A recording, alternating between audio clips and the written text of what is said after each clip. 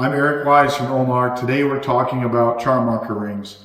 Older machines running 20 feet per minute or slower run a 4.5-inch ring. Most of them are a 1/2-inch spacing in between the rings.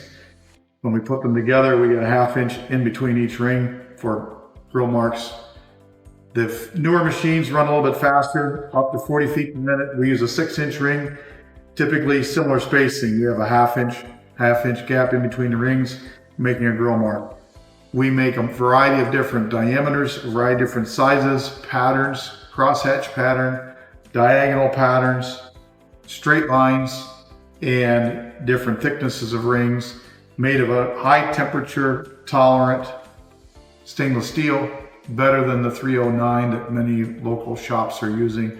We tend to get double the life, sometimes triple the life out of this alloy compared to standard old 309 marking rings. They're in stock, they ship today. You call today, we ship today. Made in the United States. Eric Wise, Omar Associates. Call us for your Charmarker parts, 419-426-0610.